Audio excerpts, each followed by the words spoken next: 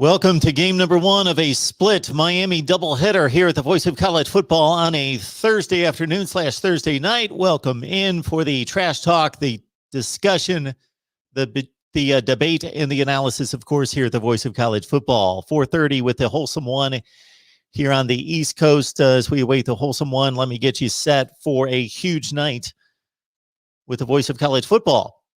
Miami Talk here at 4:30 with the Wholesome One. We've got Cam Underwood from State of the U again. Split doubleheader at 7 o'clock Eastern time. Cam Underwood, State of the U, talking more Canes at 7 o'clock. Then directly thereafter, 8 o'clock Eastern time. Texas live. We've got a host of characters coming on to talk Texas football at 8 o'clock Eastern time. And then at 9 o'clock, that former member of the ACC will be discussed. Notre Dame at 9 o'clock Eastern time. All right. Help support the channel. Join us on Patreon. It's only 16 cents. That's 16 cents per day. 16 cents per day to contribute to the Voice of College Football. And on your behalf, you get the exclusive live streams, watch parties during the season. How about that? Watch parties. People love the watch parties. And then an insider look here at the Voice of College Football.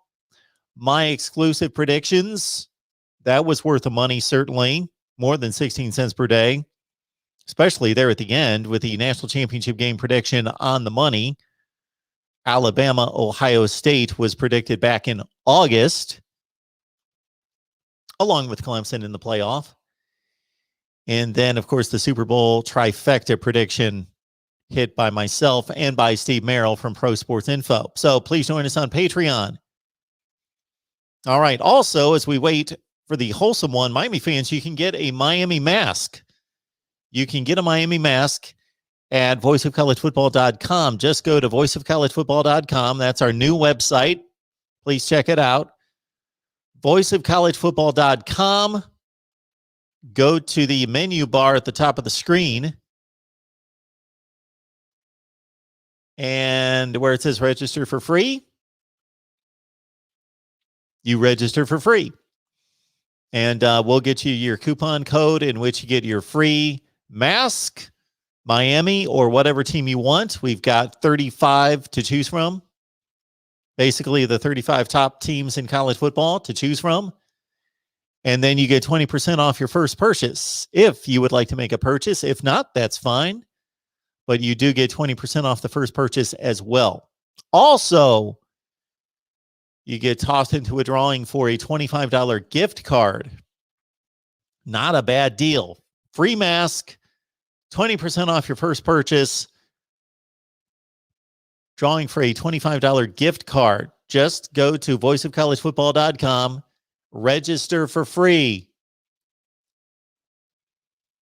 Did I remind you, you can join us on Patreon, 16 cents per day. Also, check out the ticker down at the bottom of the screen. You can join us and help us build a channel by shop at Amazon. You already do that, I'm sure. Most of you. That place pretty much runs the world. So shop at Amazon. Use the link in the description section of any of the videos. Go to any video. You will see in cap letters, Amazon. Grab that link, use it, and it's the same shopping experience. Doesn't cost you a penny. Help us build the channel. All right. I'm going to get to the live chat as we await the Wholesome One. Again, we've got a Miami split doubleheader with the Wholesome One at 4:30, Cam Underwood at 7.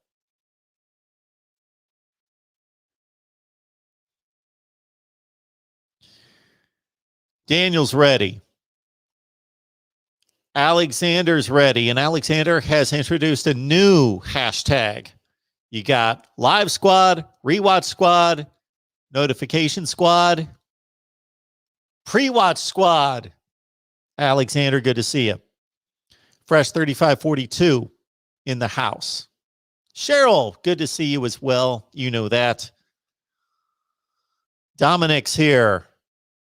I'm doing well, Dominic. Appreciate you jumping on board to support our Miami show here this afternoon. Again, we'll be back at 7 o'clock Eastern time with Cam Underwood. Our next call-in show is coming up on Friday at 6 p.m. Eastern Time.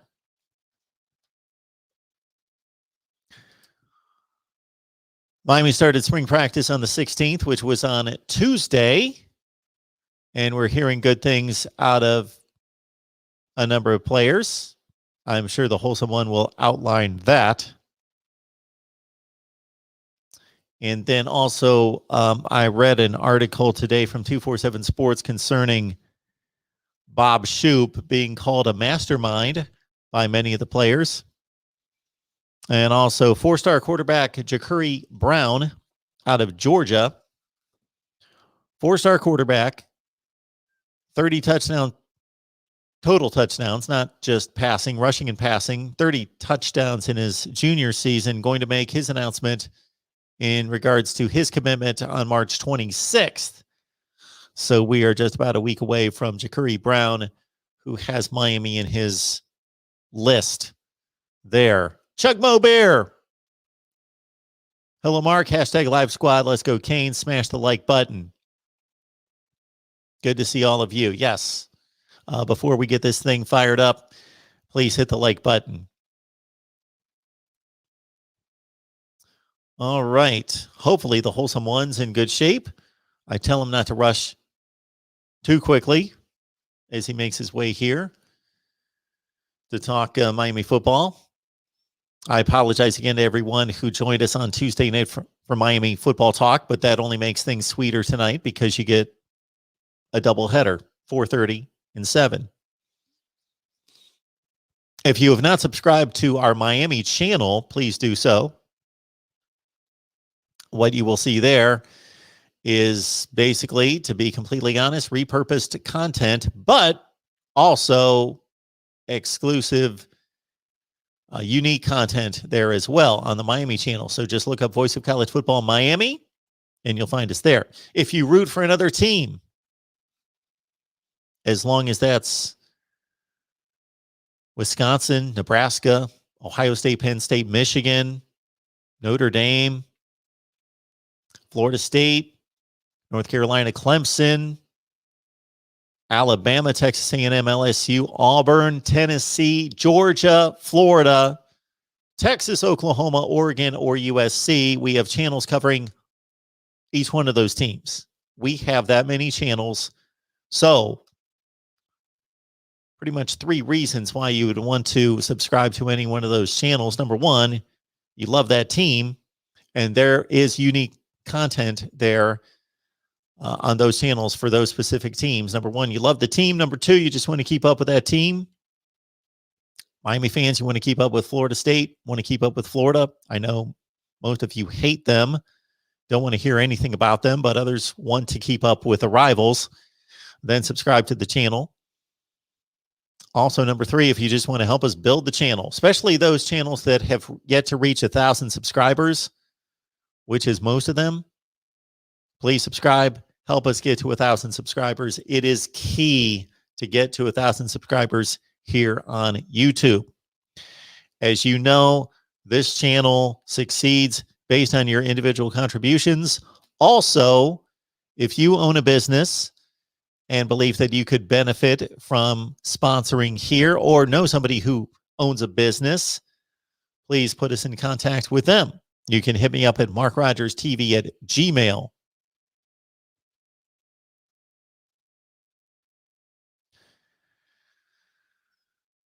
So, Black Magic 100 making an early prediction, a bit of an upset pick there. Bama's going down. I will not be marking it down. Maybe somebody else can mark that down, and we will get back with you, Black Magic, the first week of September on that Saturday night. I'm sure we will have a fine discussion there.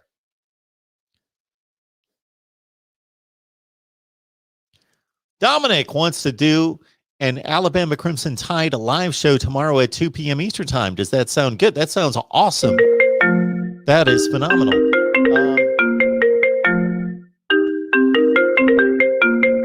Just making sure I'm not getting an urgent phone call there. Dominic, that would be fabulous. You can let everyone know where to find your live stream. for 2 o'clock tomorrow. Dominic is going to be talking up Alabama football with all of you. Phenomenal.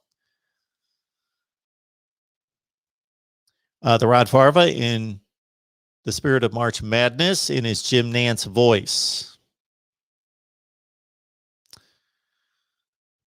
Carlos, good to see you. Let's go Canes. Black Magic.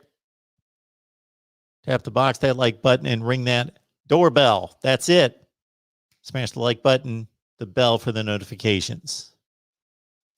Lewis, you have been promoting. Thank you so much for that.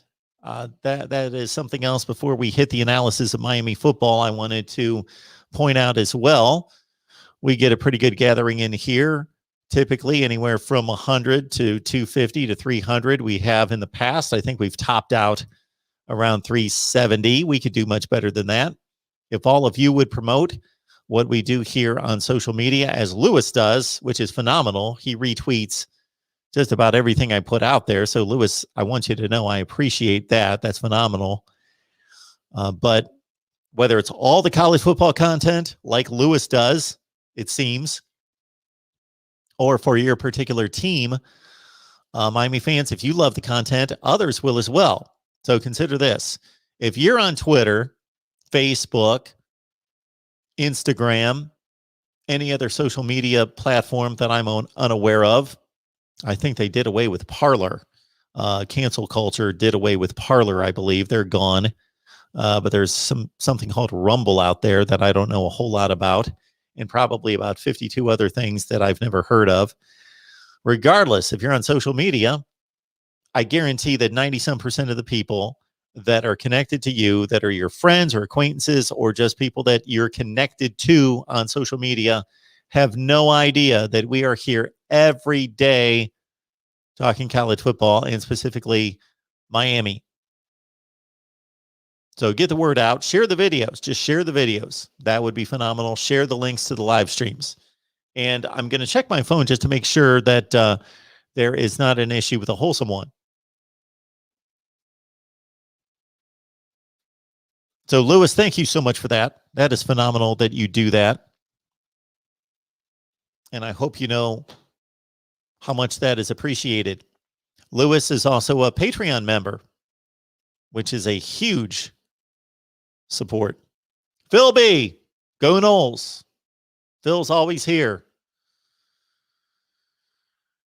Is it George calling? I often wonder, Mike. I typically have people calling this probably happens an average of 5 times a day, that somebody will call the call-in number. Somebody will do a call-in number just in the middle of the day. It'll be midnight, and I'll get a call to the call-in number, and I'll be thinking, who in the world is calling the call-in number? I'm not doing a call-in show.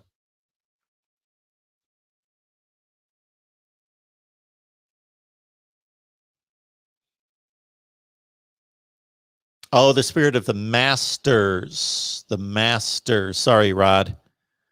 We're a bit early for the Masters. Dominic. No, Mark. Want to do it with you on your main channel, not my channel. Couple criteria here, Dominic. We run a what we hope to be a professional operation here. So number one, what's your website or channel? If you can give me some clips, this is typically what I run through in regards to anybody who is a guest here. They submit to me clips so I can verify that they know what the hell they're talking about, number one. And number two, that they can speak 3 intelligible words in a sentence. So that's my first criteria. So anybody who appears on the show as a guest, I've sampled their work. So Dominic, please give me a sample of your work and we will go from there. I would be happy to review it, and we can talk Alabama football, and you can pontificate about Alabama football and display your knowledge and your insight and your perspective, and that would be phenomenal. And I will be glad to check that out.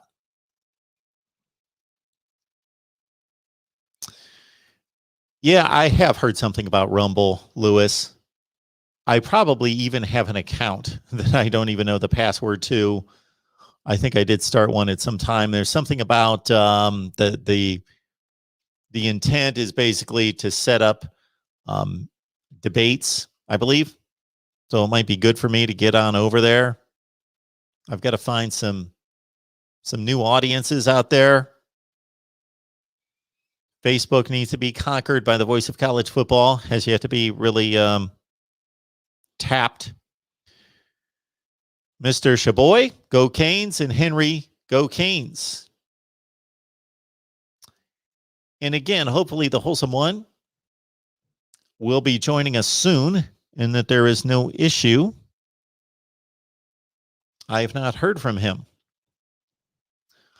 All right. So otherwise, it's Miami Thursday night here at Mark Rogers TV, the voice of college football. 4:30. You're here. 7 o'clock Eastern with Cam Underwood from State of the U.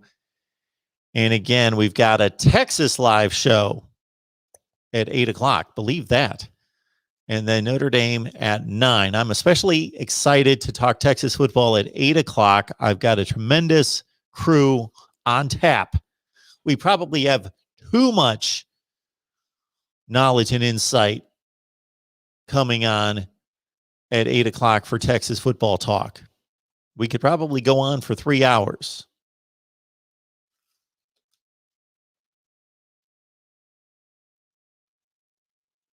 I am especially looking forward to those clips from Dominic.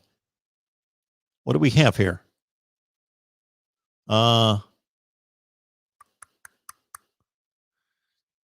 Comments, questions, anything you'd like to ask me at this point? I've pretty much tapped out on promotion, giving you our schedule, Patreon, sign up, grab the link in the description section of any of the videos, Venmo, PayPal, Cash App. We're here every day covering college football. You know that. We produce more quality content. I don't want to produce more content than anyone. That is not what I'm looking for, to produce more content than anyone. Anybody can do that. It's kind of like when I've heard people brag about such and such band.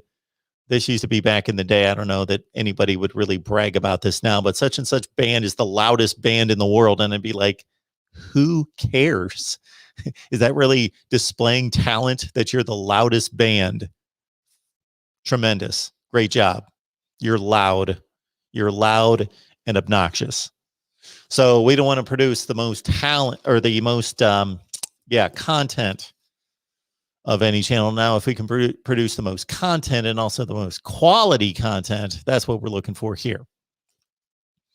I believe it was early this morning that we released our Iowa State video with Levi Stevenson. That guy is a wealth of knowledge concerning Iowa State football. And if you don't pay attention to Iowa State and call yourself a college football fan these days, please don't do that anymore until you get brushed up on Iowa State football, because they're for real. And they are going to field their best team in forever in the history of the program. They just came off their best season in history. Now they're going to field the best roster by far that they've ever fielded this year. Breece Hall's back. Brock Purdy's back. Their best receiver, Xavier Hutchinson's back. One of the best tight ends in college football, Charlie Kohler's back. Loaded on defense, led by Mike Rose. We released a offensive preview, defensive preview, and scheduling preview.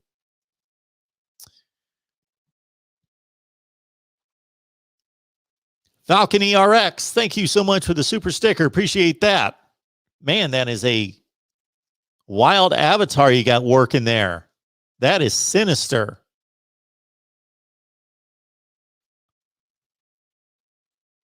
That's a bold statement right there. Falcon ERX, thank you so much for the super sticker and the contribution. I often do the math in my head and think, man, 25,000 subscribers. We average almost 3,000 views on a video.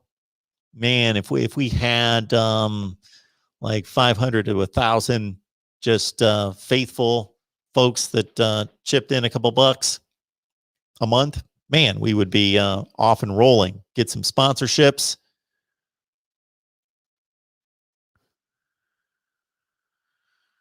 Cheryl says, is Texas back since Herman's not back? Texas is always going to be back someday. The Rod Farva, thank you so much for starting a conversation here. Are Tennessee and Nebraska still blue bloods? Well, I like the term elite. I typically go with the term elite because that means you're at the top of the sport. Blue bloods comes to us, that term, from royalty, right? It's a royalty term, which means when you're a blue blood, you're always a blue blood because basically you ascended to the throne, not based on merit, but based on being in line, being the first. You have royal blood, correct? So once you're a blue blood, you're always a blue blood. That's my thought. That doesn't mean I've got the definition and I'm not going to listen to anybody else. That's why I typically don't use the term blue blood, because that's how I understand it. And under that definition, then you're blue bloods. And there needs to be some reason placed to it, because then Harvard and Yale would be blue bloods. Talking about the modern game of college football and who's competitive and who's currently playing major college football, my blue bloods would be, for sure, the without question blue bloods: Alabama, Notre Dame, Ohio State, Michigan, Oklahoma, Texas, USC. Without question. No debate. There's no question. The blue bloods that could be debated would be Nebraska, Penn State, Tennessee. Penn State, Nebraska, Tennessee. That's probably it. That's probably the end of it. Georgia's not a blue blood. LSU's not a blue blood. Can't think of anybody else. Now, when you're talking elite, who's elite? Alabama, Ohio State, Clemson are elite currently. Definitely. Oklahoma has a claim. Georgia has a claim to be elite right now. Nobody else does. LSU was for one season. Who's been elite at some point and is not currently elite? Florida State, Miami, Michigan, USC. You can say Chip Kelly's Oregon Ducks were elite. Oregon was elite from about 2008 to 14. 5 or 6 years. If you want to take that definition of being in contention for a national championship on a regular basis, Colorado was elite for 5 years. LSU's been elite. Auburn's been elite for short periods of time. We had a super chat contribution coming in from Khalil Young last night 3 times. He asked some tremendous questions, so it inspired me based on his third question, which was compare the ACC and the Big Ten over the past 20 years. So I went to work on that. I've done it right here. I have the first 2 categories were easy to compile. Any of you could compile them in your head, I'm sure. National championships since 2000 and national championship game appearances since 2000. Okay, since then, also college football playoff appearances. Then I went to the number of teams who have placed in the AP Top 25 out of the Big Ten since 2000 versus the ACC. The final AP poll, Top 25, since 2000, how many teams from the Big Ten, how many teams from the ACC? Also from the Big Ten, top 10 teams in the final AP poll versus the ACC since 2000, top 10 teams. Then I went head to head. I counted up all the games played between the ACC and the Big Ten since the year 2000. So that's 21 football seasons. The ACC versus the Big Ten, came up with that number. And then I was going to compile the ACC's record versus ranked teams since 2000, and then the Big Ten's record versus ranked non-conference teams. I'm talking because, of course, if you're talking about games against ranked teams in conference, that's a exercise in futility. That doesn't matter because you've got a conference team beating another conference team. But ranked games versus non-conference opponents. So ACC teams taking on ranked teams outside the conference, the Big Ten taking on ranked teams outside the conference, and those records since 2000, that's a little too much to take on. The effort there not worth the payback on the views or anything else, because that would take forever. 28 teams going through every football season for 21 years. Yeah. I did two teams. I did Clemson and Ohio State versus non-conference ranked teams since 2000. I came up with those numbers, and then I thought, okay, that took forever. And then also, what I think is more valid is a team's record versus ranked teams that are ranked at the end of the season. You can play a team in September that's ranked 12th in the country, and they finish 5-7. And so I think, so to be able to compile those records would be even 10 times more difficult, because then you'd have to track each one of those teams to see if they finished ranked. You can look at the schedule for any team in college football in Wikipedia and go to any year and see what the ranking was for any particular team at the time of kickoff. But if you want to track that to the end of the season, that's going to take forever. And even to compile it for the ranked opponents at kickoff was taking forever. So I'm going to leave that one out. The ACC versus the Big Ten, who's performed better on the field since 2000? I think it's pretty clear.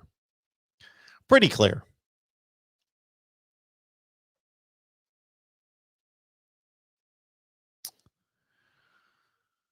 Lewis says Tennessee and Nebraska are not blue bloods, and Phil agrees.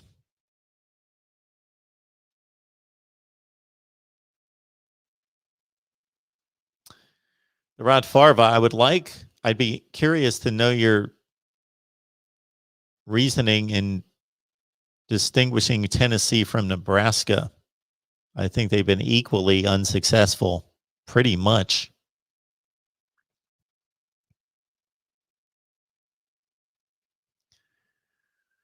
Cheryl letting everyone know to hit the like button.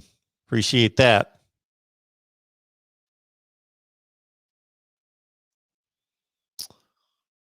I thought Scott Frost was an amazing hire for Nebraska. I still believe that I have less confidence because I've not seen it for 3 seasons. I thought that it would be turned around by now, especially since he inherited a decent roster. He inherited one of the top 25 or 30 rosters in the country. So I thought he would be able to turn it around. It's not like he took over Iowa State. He took over a Nebraska roster that had been churning out 8 and 9 win seasons under Bo Pelini and Mike Riley for the most part. So I thought that he would be able to do that. Phil, the unfortunate aspect of that Tennessee national championship win over Florida State in 1998 is that, of course, Florida State played with a third-string quarterback. Why can I never remember his name? Anyway, Outten, right? Outtn, Outten, Outten, right?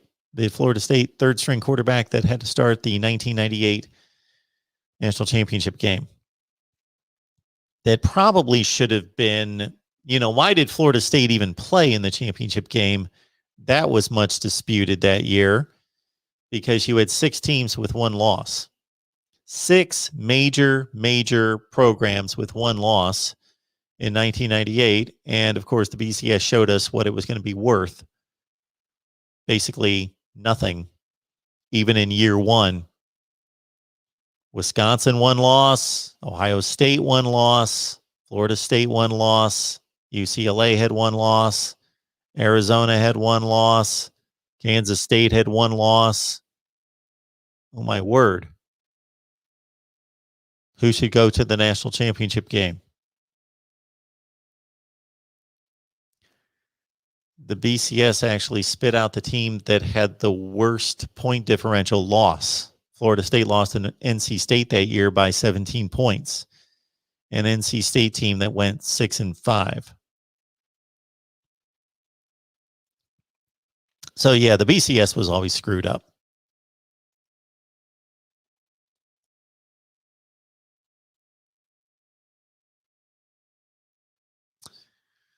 War Eagle. Have you had or will you have a show about Auburn spring practice? We produced a ton of Auburn content. War Eagle, I would ask that you would just go to the front page of my YouTube channel and just search Auburn. Auburn spring, Auburn something. I don't remember the specific names of the videos, but we posted one probably just about 10 days ago, and then other ones before that. So we've talked about Auburn from just about every angle. So dig in, and we'll continue to.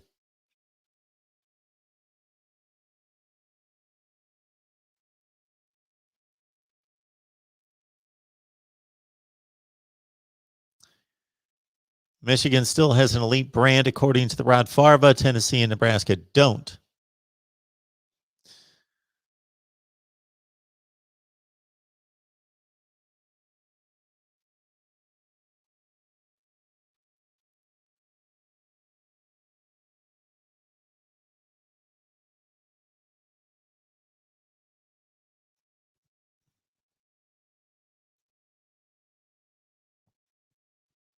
We've got a Lee Majors reference. Actually, just channel surfed by a Bionic Man, $6 Million Man episode the other night.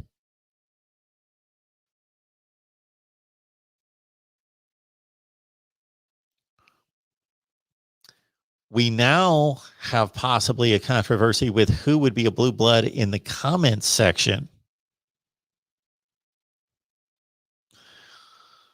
I'm going to come up with 3 names for sure. Navy Thomas, George, and NCIS Fanatic 21. They would be the 3 people that I know have the longest active participation with the voice of college football. Those would be the 3 that would come to mind. All right. We are ready to talk some Miami football. We got the Wholesome One here. Hey, man, how we doing today? Hey, Mark. How you doing, man? Oh, boy. Can you guys... that might be my issue. Let me double check. Can everybody hear the Wholesome One? Mic check, mic check. That might be me. Let me make sure I checked my settings before we started. But unfortunately, I do have some issues from time to time as we go back and forth on this. I can hear you. Shows to...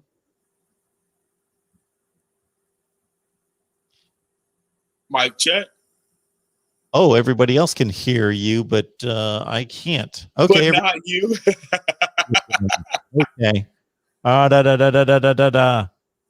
That's beautiful. Well, take it away, Wholesome One. We got spring practice that just started on Tuesday, and I'm going to cut you loose, and I'm going to fix the issue while you're commenting on what's hit you so far. All right, cool. All right. So, Canes fans, we're going to the Natty. No, we're not going to the national championship. Hey, man, listen, things have been going well. Number one, thankful for practice being able to go through well, but still getting over COVID and things of that nature. Not really over it as a country just yet. So we're excited to still be able to have spring ball. That's number one. Number two, we're thankful for health. Okay. Our Miami Hurricanes have been able to make it the last couple of days healthy. That is super, super important, man, because once you get into this sport, you start running into each other. Okay, you start bringing men to the ground. A lot of things could go wrong. But for the most part, we stayed healthy now. We got a couple boo-boos and bruises, yada, yada, yada. But at the end of the day, they're able to still play at a high level, man. And we're excited about what we're bringing to the table for spring 2021. Couple of names that have been doing really, really well. Tyler Van Dyke, a player who I felt like was kind of, he's solid. I wouldn't say I never called him trash or anything like that. He's no Tate Martell, but he's doing very well. He's doing very, very well. His accuracy is something that every single player has spoken to. And when I talk about players, I mean defensive backs, linebackers, wide receivers, tight ends. Everyone keeps talking about his deadly accuracy. And what does that mean, Mark? That means this is probably the best accuracy they've seen. And N'Kosi Perry had an accuracy issue. Jaron Williams had a confidence issue. Malik Rozier is a baseball player. And before that, Bradley Kaya, no one on this roster experienced any time with Brad Kaya back in 2016 before he departed to go be a 6th-round draft pick. Okay, so this is probably the best accuracy they have had at Green Tree Practice Field since Bradley Kaya. So that's really good. That is going to set things apart. Being able to throw pinpoint, accurate footballs. Mark, we talked a lot about this in my time here speaking to you. One of the biggest things, if I hear someone say this, I know that their evaluation of a quarterback is off, or that means this is probably the only thing the QB brings to the table. The first thing somebody brings up, big arm. If they say, he has a cannon, that's probably not the best thing to say as far as a national championship quarterback. I mean, you think about the last, Trevor Lawrence could sling it, Fields could sling it, but that's not the first thing you hear them say.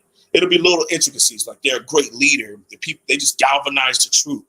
Everyone just kind of gravitates to them. They own this locker room. They're accurate. And then they can throw it 60 yards, okay? Not just, he has a cannon, so if we can get somebody deep down the field, then yeah. No, that's probably not the best thing you want from a QB. So for TBD to be doing as well as he is, haven't really heard much about Jake Garcia, which is probably good. I mean, he's a freshman. We have a problem with the brand new fresh toys here in Miami to where every freshman is supposed to be the savior, especially the QB, every single recruiting class. So if we can hold him off a couple seasons before he has to truly contribute and start for Miami, I think that'll be in our best interest moving forward because he continued to grow in our system and really own the locker room, especially being a guy who can run Sunday night football is what we call it at Miami. And that's when all of the walk-ons and true freshmen get a chance to battle it out on the field in full 11-on-11. And a lot of our players really like sitting and watching that. So if we can keep guys like Jake Garcia, guys like Cam Williams, guys like Romello Brentson, players like that, if we can keep them on Sunday night football for a couple seasons before we have to force them on the football field on Saturday afternoons and nights, I think that's how you truly lay a great foundation for a program. So I like what's going on with Miami and spring ball so far from the QB position. I saw an article from 247 Sports that had some quotes from a few defensive players that were complimenting Bob Shoop's work as defensive analyst, calling him a mastermind of sorts. So he's apparently brought some ideas to the table. Yes. Did we speak about this last week? I don't believe so.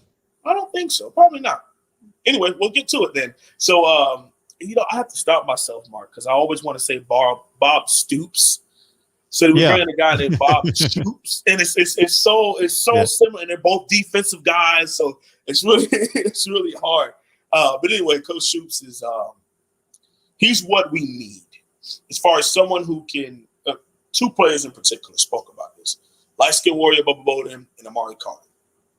Two of the things that he talked about with them is he sat them down and had them watch film on pro guys who are similar to their style, similar to their build and how they play.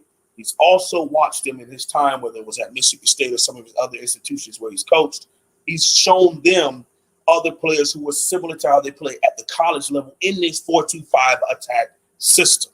So he was able to sit them down and show, hey, this is how I'm able to coach it. This is how we want to do things here moving forward.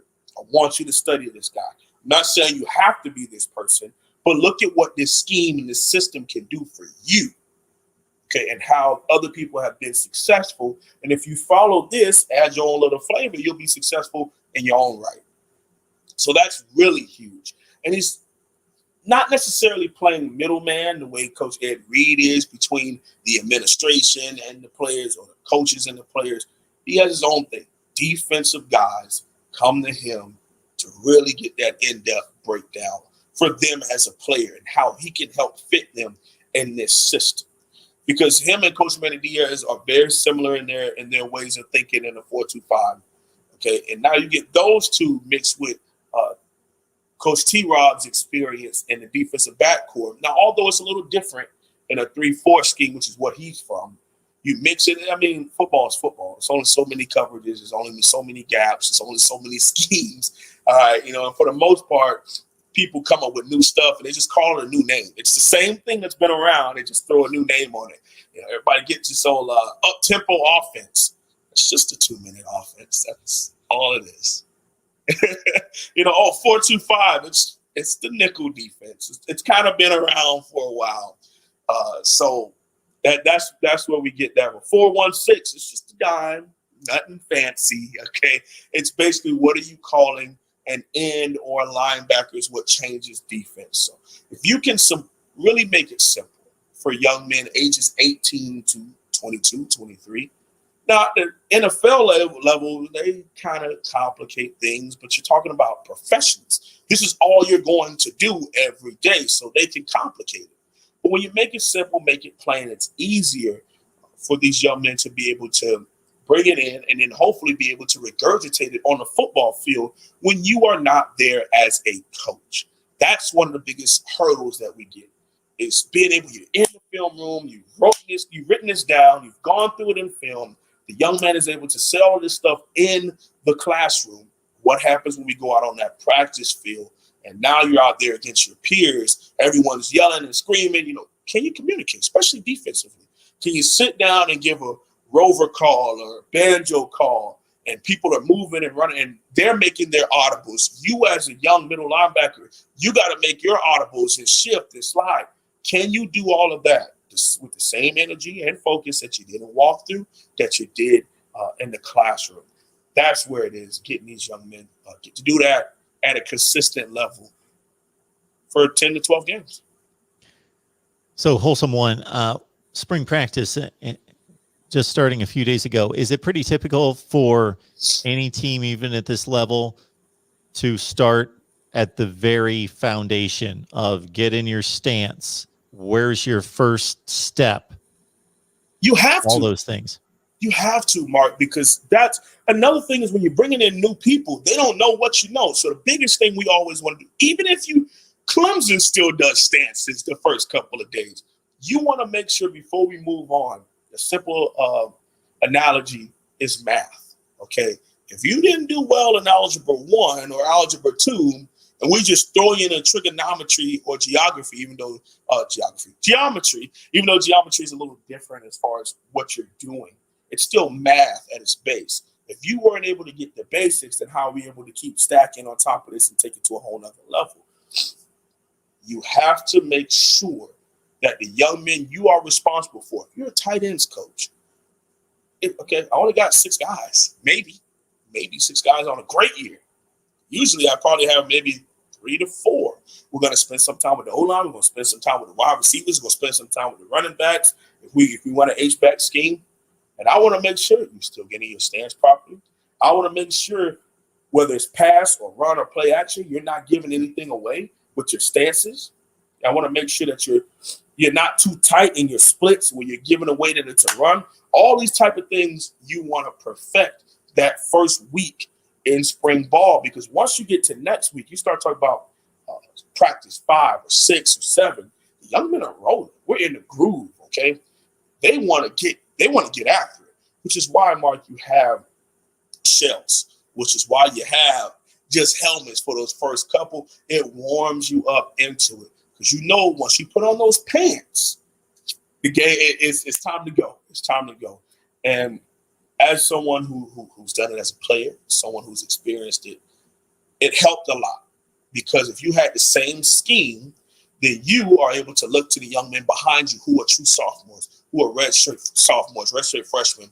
Hey, man, now the players are coaching the other players. That's not the proper stance. I can already tell what play you're about to do. You're starting to creep a little too soon. You got to make sure, we might have a strong safety blitz, but you want to come late in that cadence, not too early in that cadence. A lot of coaches love walkthroughs, Mark. It's crazy because people think walkthroughs is literally just like you line up, make sure you step in your gap. Sometimes walkthroughs are just as energetic as some practices because you as a coach want to create that energy where you're screaming, you ask the players who are not in, I want you to yell because I want to make sure that strong safety in this nickel corner communicated that banjo properly because once we get out there to practice field and once we get out in front of thousands of people, they won't be able to hear you if you're talking like this. They won't be able to, if you just sending a hand signal and you didn't make sure that he saw you and he gave it back to you to clarify that he got it. Okay, so you want to reenact all of those things in walkthrough and in spring ball. I mean, you could tell it's season for me because I'm still getting excited just talking about it on my way to practice after we're done here anyway. But man, it's spring ball is exciting. It's like I spoke with you last week. It's so important to lay that foundation, Mark. And if you can get early enrollees a part of laying that foundation, oh man, take it to another level. We're all here because we're football nerds, but you're a true football nerd if you appreciate that kind of talk. If you appreciate, we're going to talk stances, we're going to talk jab steps out of we're going to talk hand placement for the offensive tackle, the hand placement for a defensive rush, all those things. And you also have times, Mark, where you start a little bit of install. You may install. So for an older team, let's say, for example, everyone wants to talk about Clemson, so let's not do Clemson. Let's say it's Alabama. Everybody talks about Alabama. Let's say a team like a Stanford, usually an older, red shirt, really high IQ, non-football IQ, and football IQ team. They would definitely be doing a Oregon install, a USC install in spring. Because they would have an older team who's more likely than not had some experience playing against the Trojans, right? And let's say, for example, the Trojans have kept that OC for a while. You would spend maybe a period or two. Hey, let's go over USC red zone real fast. I want to see how you guys are going to respond to they like to go up tempo as soon as they hit the red zone. They like to attack the edges with high point football. So we're going to go over that. We'll go over cover 4. All right. And I want to hear all of your adjustments. We're going to go over 2x2. We're going to go over 3x1. We're going to go over 21 personnel, 12 personnel. I want to see how you all are going to respond. This is the type of stuff that we'll talk like this and walk through or in the film room.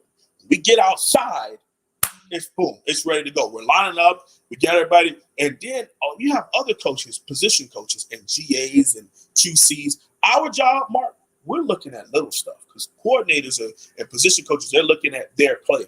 So they'll say, for example, hey, John Smith, was our strong safety leaning too far over to give away quarters coverage? Yeah, coach, he was too far outside of the hash. He gave it away, which is why they were able to pick him apart and send that slot a little wider on his release because it would force him to go outside from the hash to the numbers too soon, and we were able to get under with an X slant right up under that. So it gets really detailed, okay? And I just went real coachy on you, but it gets really detailed. I like it. But this is why you go through all of this stuff. Because what's going to happen, Mark, is you're going to play the Trojans in October. All right, and you're going to get that same exact thing. And you know for dang sure I cannot get outside of that hash mark too far because they're going to know our coverage. So I'm going to sit on and hold this hash as long as possible, maybe even creep inside of that hash mark, knowing dang well I got back pylon deep third coverage. I got to make a beeline once the ball is snapped, but I don't want to give it away too soon. So just little stuff like that. I've got a question along those same lines of in-season and out-of-season preparation, but so we can get this comment addressed and then move on through the other live chat comments. This is totally in another area, but Rod Favre is asking if you've heard anything about Miami planning to honor the 2001 and 1991 national championship teams. I know the 2001 is definitely going to be honored this year. I don't know what year, what game it is going to be, but it's the 20th year of the national championship team. I hope it's like a Duke or something where we're going to win. We probably don't need it against like a GT or VT or UVA. Let's try not to do that. Okay. So, do you believe in jinxes? As a Miami Hurricanes fan, I wouldn't say I believe in jinxes, but anytime that we give an award to the last time we did that, I think we were doing was it the 87 squad? We played Georgia Tech and they just blew the doors off the team. It was bad. I don't think of distractions, but I still do to a certain extent. Like I said, we're not a real true program where not too many rocks can be thrown in the middle of our road and we don't stumble over. Okay, so if you got Ray Lewis, Warren Sapp, and Jonathan Vilma in the locker room, you're shaking in your boots because you're a 3-star player who's just lucky to even have a scholarship here, and you're the starting middle linebacker. Okay, we ain't to that level as much anymore, so you start getting a little shaking in their boots and stuff. So I know for a fact that we are going to honor the 2001 team. I don't know about the 91 team. I think that would be cool because it'll be, I didn't go to math class. 30 years for them, 20 years for the 2001. And it's 2021, so you never know, Mark.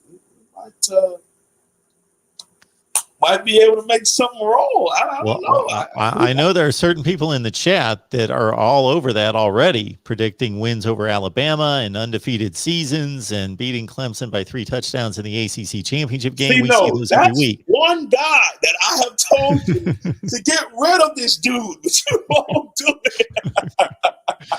I need views. Also, to the second part of the Rod Favre's question, have you ever given any type of analysis and thought to the various great all-time teams for Miami and how you would rank them? I haven't, only because, Mark, my thing is I know that 2001 team so well because I was super young, but it was a team to study that's just so world-renowned. I don't know, and there's plenty of people like Big Dog from Junior to Big Dog. He's like 80-something years old. So he knows, he's watched all these teams play all the way since like Miami in the 40s or 50s, okay? He says the best team to him is close to the 2001 team is the 1986 team that didn't even win a natty, that had one of the most talented teams, but I think that was a Notre Dame fumble or something like that, so they didn't go to the national championship. 86 was the Penn State loss. 86 was the Fiesta Bowl loss to Penn State when Vinny threw 5 picks. The 88 team was the team that went to South Bend and lost 31-30. Yeah, there was a fumble at about the half-yard line in that game that was very questionable. Well, called fumble. I don't know if it's technical because the floor can't call us a fumble, but I mean, it is what it is at this point. There's no need to argue that. We already have enough referee talk between you and I with the Canes and other teams.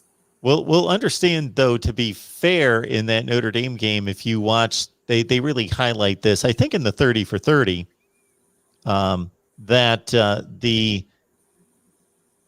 there was a touchdown reception by Miami. That was clearly not a catch. Yeah. Oh, yeah, true. You're right. I mean, that's why I said there's no need to argue. I mean, most things kind of go both ways. And some stuff is super egregious, of course. Yeah. And when you make certain calls is super important. Just like we talk about turnovers, I don't want you to turn over our football, number one. But when you turn over the football, get that off the screen, Mark. Get that off the screen. Pick another comment. Thank you so much. We give everyone another comment. Why you down talking Dorsey? What's going on? They're talking 2001. People love to talk about the past. Come on. I'm thinking Anyway. about starting a college football history channel. I might put all my historical stuff over there. Anyway, the turn over to football. You got to make sure when this happens. For example, let's go back to DJ Dallas, right? He had a fumbling problem one of his last seasons at Miami. 2018, he had a fumbling problem, right? He came in for 2019 and kind of fixed it up a little bit. Well, he didn't come back. He left as a junior, which I'm so happy for.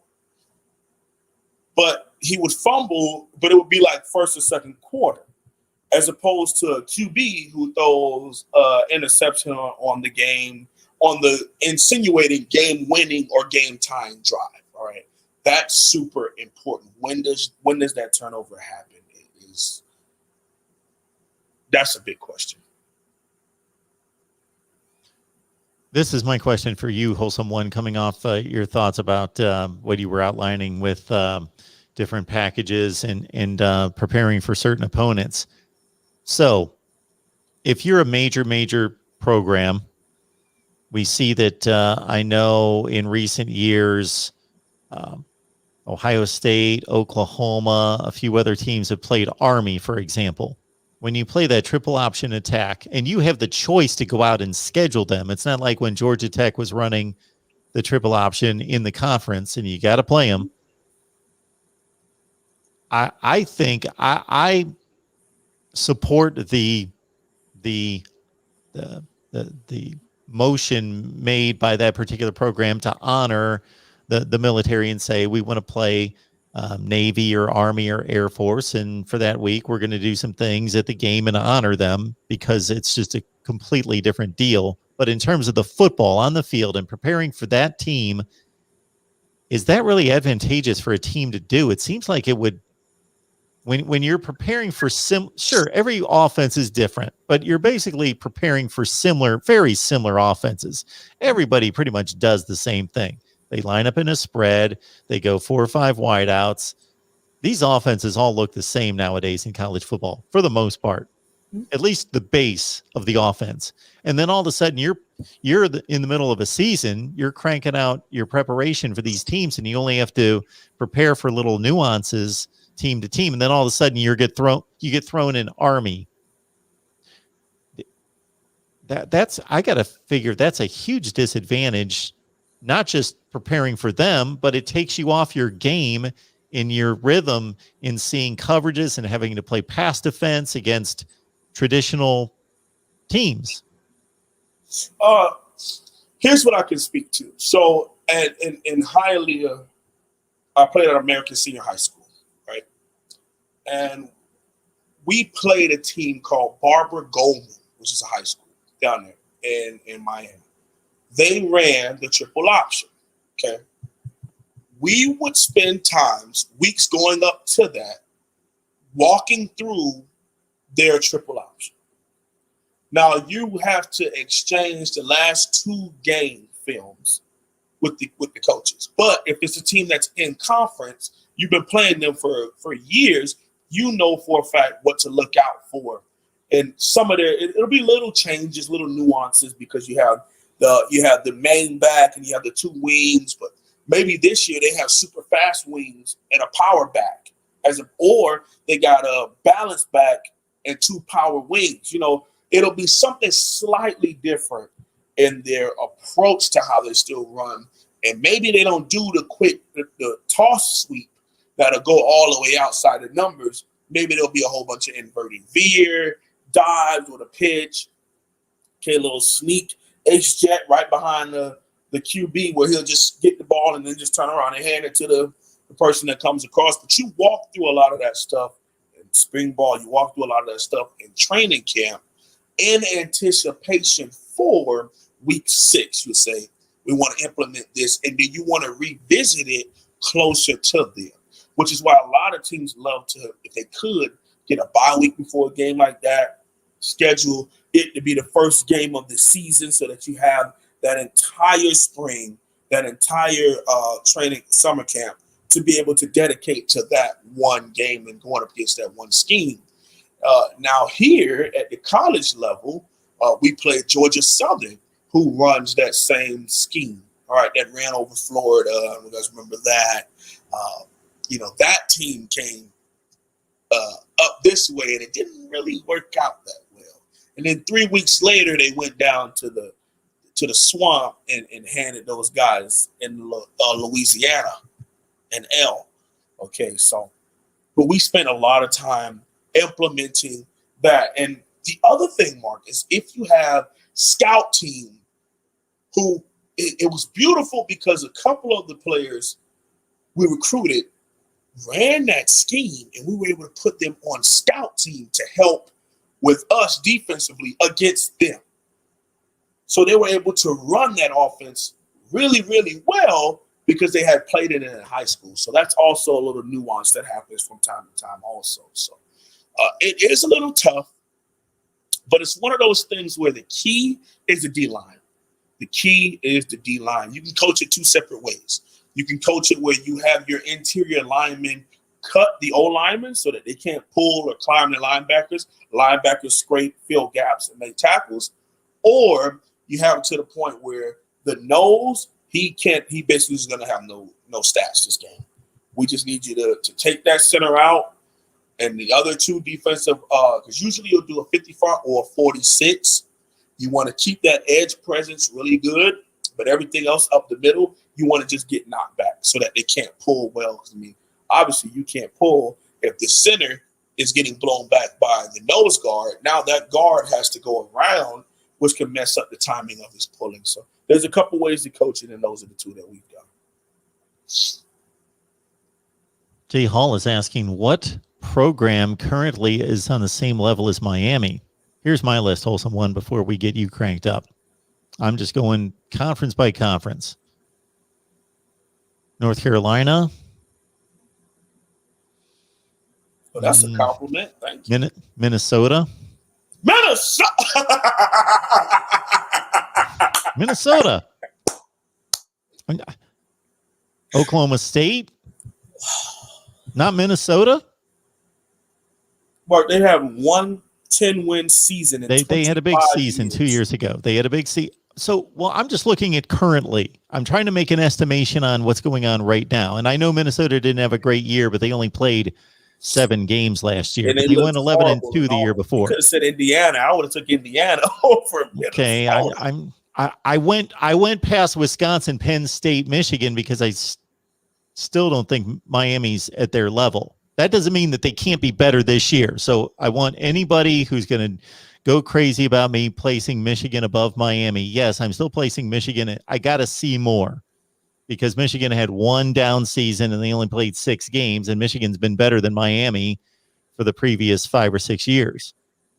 So I'm still placing Michigan and Penn State and Wisconsin. And I even went to Iowa and thought I'm still placing Iowa above Miami at this point. I got to see more than just 8-3 in a pandemic year out of Miami. I think all of that's obvious. If they want to argue that, 8-3, 8-4. Michigan had 1 bad season, but they've been consistently 9. They're like 9-10 win over the last. Yeah. Wisconsin, it's horrible. 10 win. Like, come on now. Yeah, if we're talking program wise, no. So I'm going. It's kind of difficult in the ACC because I put Miami clearly ahead, not by a ton, but ahead of the Virginias and Virginia Techs and Pitts. But North Carolina, they've only had the 1 nice season. So that's why I still put Miami and North Carolina. I know the game was ugly this year, and I know that North Carolina had a slightly better season. It wasn't that much better if you take out that game. They just handled the head-to-head. I mean, and that's what ultimately matters is how do you play when you both are on the same field? Because, I mean, like this conversation happens all the time on a lot of podcasts and stuff. It's like, yeah, if you drop Michigan in the ACC Coastal, they look pretty goddamn good. You know, if you pick, as much as people talk trash about the SEC, you pick Vanderbilt, you pick Kentucky, you pick. I don't know about Vanderbilt.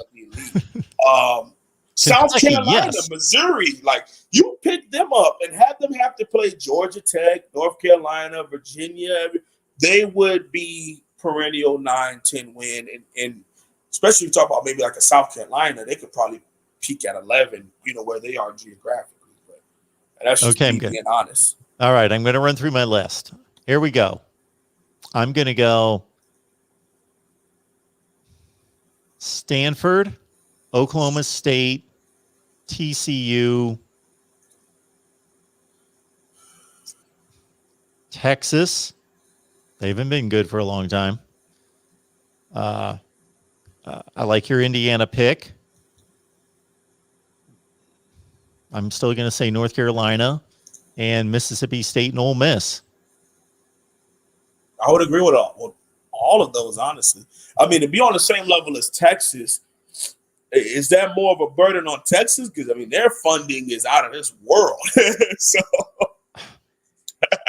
yeah, I hesitate saying Texas because, man, they are just stockpiled with talent. Well, Miami is too, so to a certain extent, but Texas has recruited, brought in classes in the top 5 to 10 without fail. And yeah, stockpiled with facilities and money. They shouldn't be there. but I agree. I mean, I think Oak State's in that list too. I don't really know about Minnesota, only because if you talk about a program. Yeah, they had one big year. I elevated them prematurely. Yeah, I would say maybe a 3 to 4 year span. Yeah, is where I would say you can grade a program on. And in that time, you look at Miami, 3 to 4 seasons, right? So 17, 18, 19, and 20. 17, 10, and 3, 18, 6, and 7, or 7 and 6, 19, 6, and 7, and then 20 comes around and we're, 8 and 4? But I will say this much, Mark, and I want to hear your opinion on this. So we'll answer this question. I'm going to write down something I want to go into here. Go ahead. Have you ever noticed?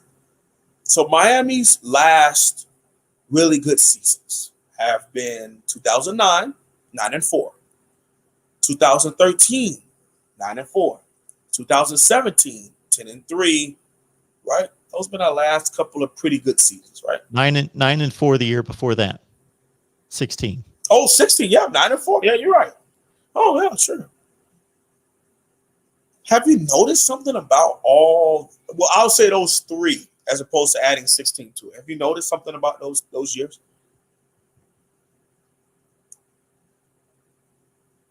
They're every 4th season.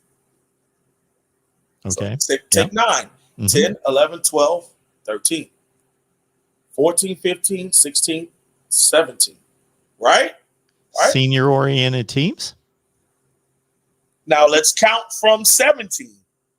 18, 19, 20, 21.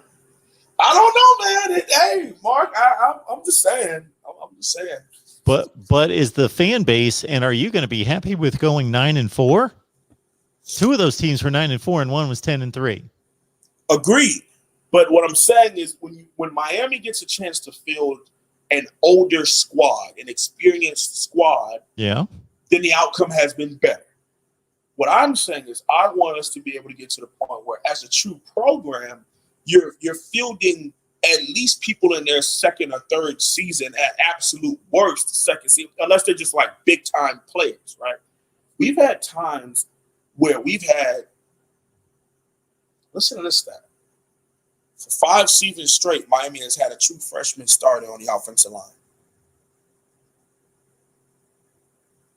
At least 5 separate seasons had a true freshman. And only one of them was top ranked to even be on the field as a true freshman. That's Navon Donaldson. Think about that. That's not good. Like, that's not a hoorah, we're doing it. No.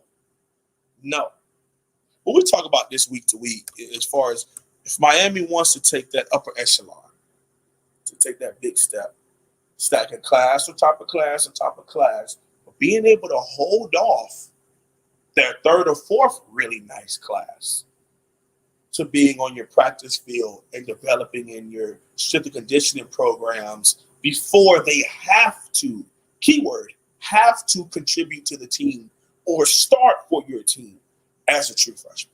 Now, if they're just that dang good, that's different. and you want him to come in and contribute, whether it's on specials, whether it's as a pass rusher, whether it's as a change of pace back, as a slot, as a situational free safety every now and again, because they're just the best free safety in the country. That's different, as opposed to, hey, 3-star from South Carolina, you got to come start at left tackle for us because we don't have anyone else at 240 pounds.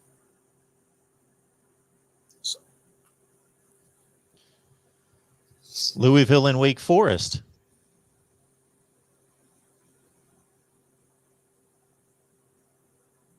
Okay. I don't really know what to say to that one. Somebody said USC. They just won the Rose Bowl, and they finished number 4 in the country that year. And then the next year they went to the Cotton Bowl and won the Pac-12 championship. They finished in the top 10 2 straight years in 16 and 17. 18, 19, 20. 18, one of those years, okay, 18, 5 and 7, but then they rebounded with I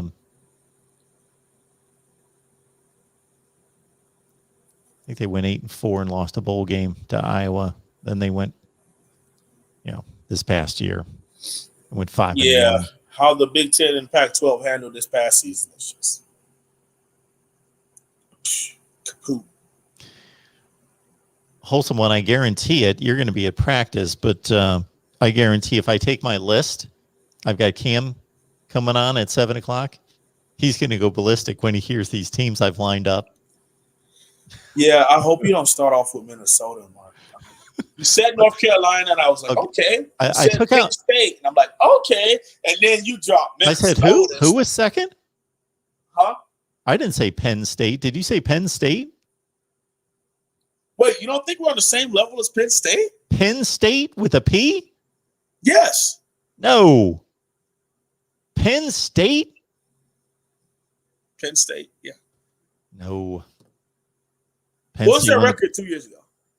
11 and 2. Won the Cotton Bowl. Finished in the top 10. No way. Penn State? Penn State. Happy Valley. James Franklin. Yeah. Yes. Well, they had a crap last year, but who didn't in that conference? Okay.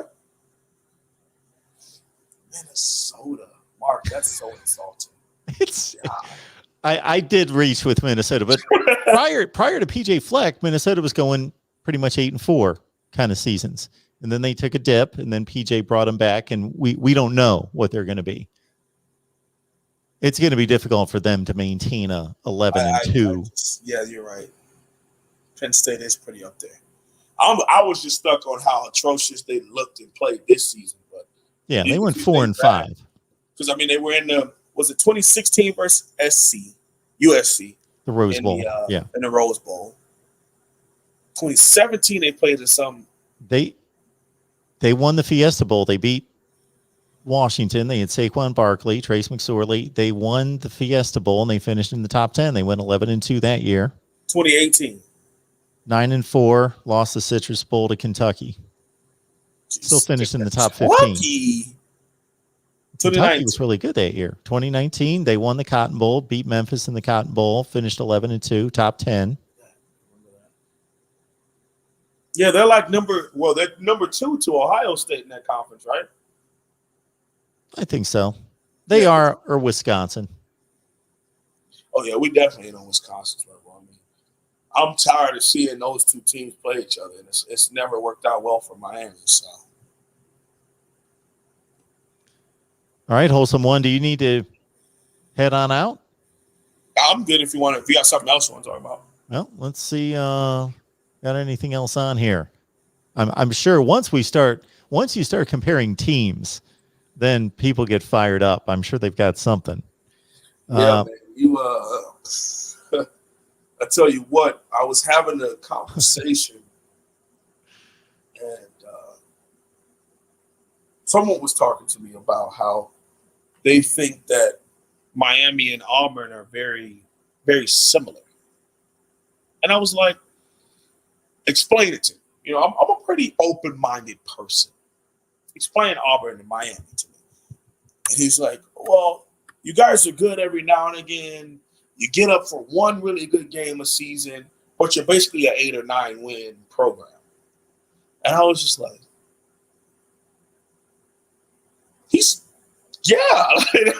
that's true. We get up for Tallahassee. That's probably about it. We've been perennial 8, 7, 8, maybe 9 wins as a program for a while. I could see the similarities, except for Auburn fills the NFL with a lot more bodies. They're and they have to in order to try to compete at SEC level. But man, if you're comparing programs, I can see Auburn and Miami being pretty similar. Oh, I think they're similar as programs because of Miami's ability to recruit and what they've got around them, and that we can see Miami doing much better than what they've done on the field. But if you just look at the on-field results, in the last 10 years, Auburn's won a national championship. In the last 11 years, 2010, they won a national championship. 3 years later, they came within 7 seconds of winning another national championship. Which they should have. Oh, man. Don't get me started on those people. And as recent as 2017, they beat were the playing number 1 team twice. Yeah, and they were playing Georgia to go to the playoff. And I've always had a lot of and people know I really like Alabama. That's one of my favorite teams. It's my second team. Auburn is a team I've always respected because they're able to be on the field with 5 stars every single year. And when I mean on the field, they're going up against 5 stars at Texas A&M, 5 stars at Georgia, 5 stars at Tennessee, 5 stars at Alabama. And they play them tough and sometimes beat them. And so the level of coaching and attention to detail and really game planning is huge. And it has to be at a place like Auburn. Has to be. It has to be. So, I mean, Gus Malzahn may do big things at UCF, but I would have took him at Miami in a freaking heartbeat.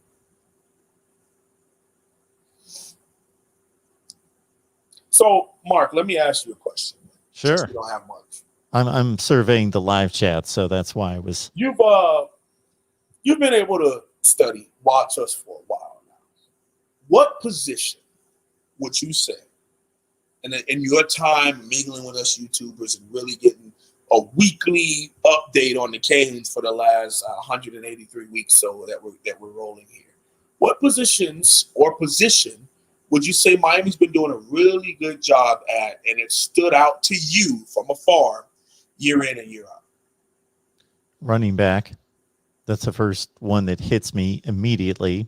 Okay. I think you're in a better place at running back right this second than you have been in the last 5 years since I've been talking to all of you.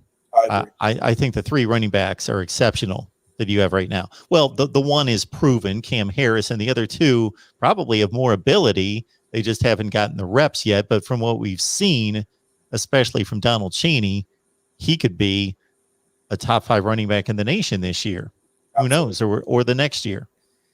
So the running back, you got Brown, who was going to Tennessee, who just committed to us, 4-star back, and Thad Franklin, 4-star back, top 10 in his position also, who are now coming in as freshmen. So yeah. And again, you're taking it back roughly 5 years. Mark Walton was really good. I was impressed with him. DJ Dallas, I never thought got the ball enough. Travis Homer was a 1,000-yard back. At the very first time when I started to get on some Miami contributors was the time that Duke Johnson was near the end of his run. So that's a pretty good run of running backs right there. Really? So Cam goes back to 2014? I thought it was 15. Somewhere in there. Then, the first time he came on was actually, I believe, wasn't 13 the year the Louisville game. He played Louisville. Yeah. Yeah. You're right. And that's when we had Duke Johnson and Gus Edwards was our 2 backs. There you go. And so, yeah. Corn Elder was coming in, but he switched to corner. So that was big. So, yeah, running back hit me right away. Okay. All right. I thought you were going to say D-line. Yeah. But back is huge, though, because I mean, you go from in this time. I mean, Duke is absolutely the best of the best. That's no question. But you got Duke Johnson. You go from him to Mark Walton and Joe Yearby. You go from those guys to DJ Dallas and Travis Homer. You go from those guys to Cam Harris, Knight, and Chaney. So it's been pretty good. And every single one of those that we just riled off to you are 4-star or higher. And that's where it should be at Miami. You need a top 10 back at his position, preferably top 5, but I don't really, with teams like Georgia, Bama, Oklahoma having these high-powered offenses, the cream of the top goes to those schools. And we get the local really good player. But that's interesting. Okay, so what position would you say? You said backs, so I'm going to ask you the inverse. What position would you say has been the most disappointing, and it may change your answer with this one. So I'll give you the most disappointing, and I'll ask your last one. That'll be most disappointing position. If I ask you what's been the best and most productive, you give me back. So what has been the one where you're just like, not enough here, not enough? Well, this is obvious to me because every other position on the field has been both good or bad. Not bad. That's too strong. Every other position on the field, as I go through every other level, except defensive line. Like you mentioned, the defensive line has been consistently very good, if not one of the best in the country. Right. Every other position I'm looking at, I would have put the linebackers on the positive side up until last season for the most part. But as I look at every level on both sides of the football, I think offensive line's the obvious answer. The offensive line has never been what you would consider good. Okay. I would say that 2013 O-line was pretty dang good. I wasn't quite going back. Oh, okay. You weren't like super in depth. Well, that O-line had Brandon Linder, who's the highest paid center in the NFL right now. You had Eric Flowers, first-round draft pick. John Feliciano, one of the better interior offensive linemen in the NFL, was on that team. Chantrell Henderson was the right tackle on that team. And Casey McDermott was the center on that team back in 2013. The 2017 O-line, I would honestly say, was pretty dang good. You had Shane McDermott was the center. Casey McDermott, his little brother, left tackle. Trevor Darling, left guard. Tyler Gauthier at center. At right guard, a freshman All-American, Navon Donaldson.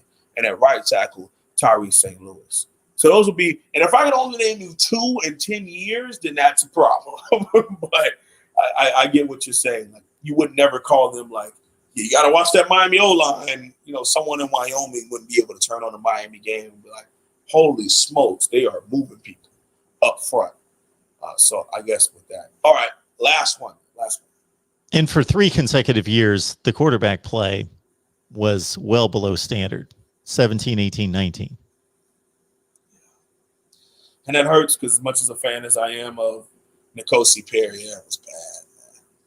I remember rewatching the game not too long ago, and I think he was 13 of 32. Well, that's what happens when you have like John Rector QB.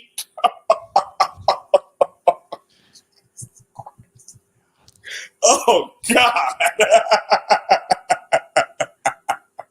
You might as well, ask the basketball coach to come out and coach the quarterback. Just holy smokes! Anyway,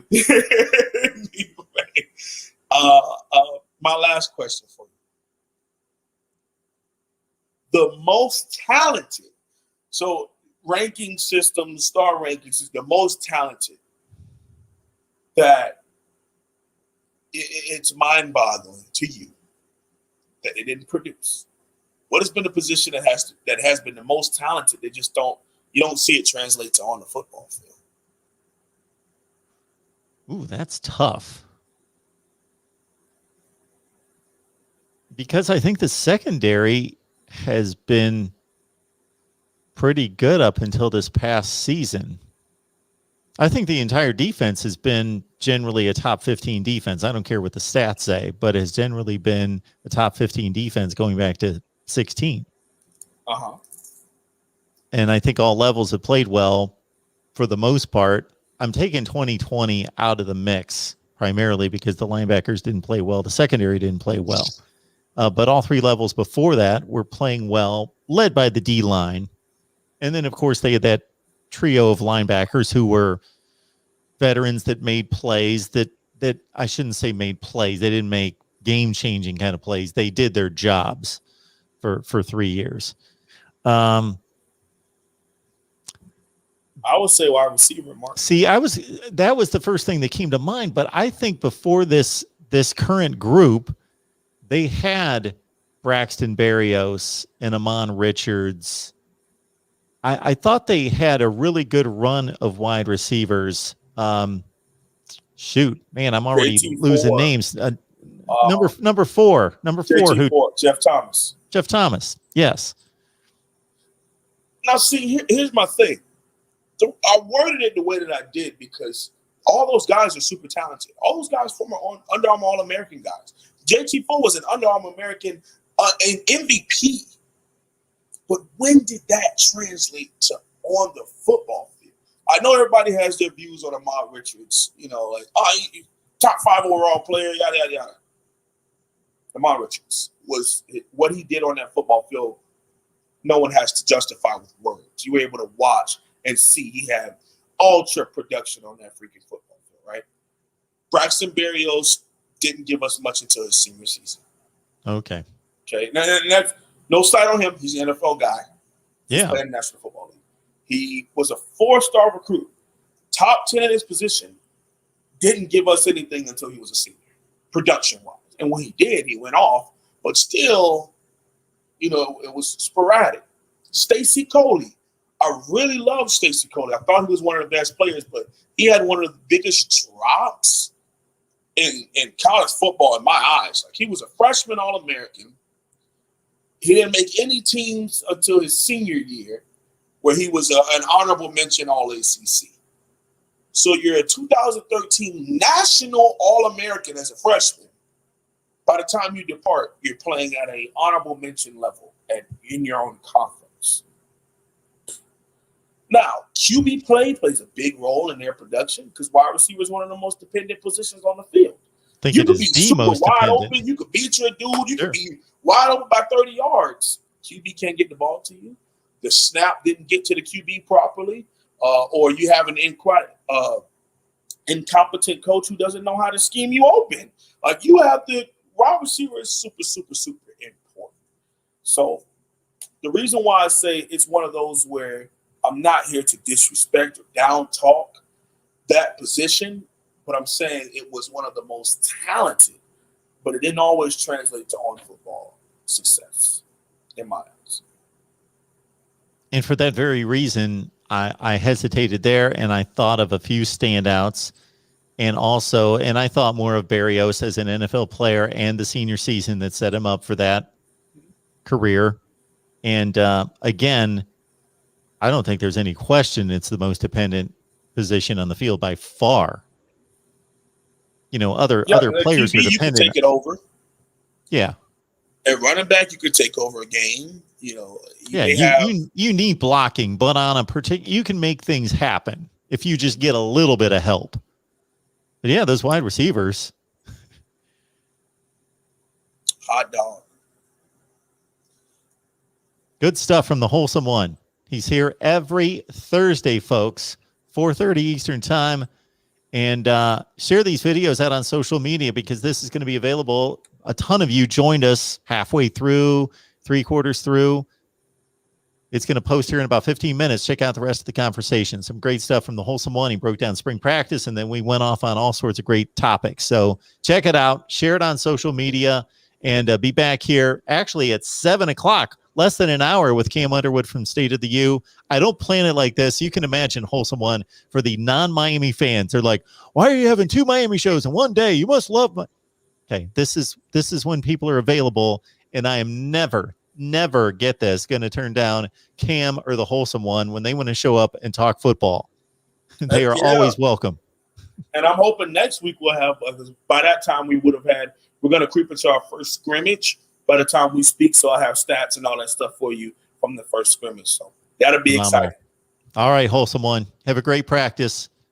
Thank you. Great weekend. Have We'll see you, guys. Go Canes. 7:00, everyone. See you soon.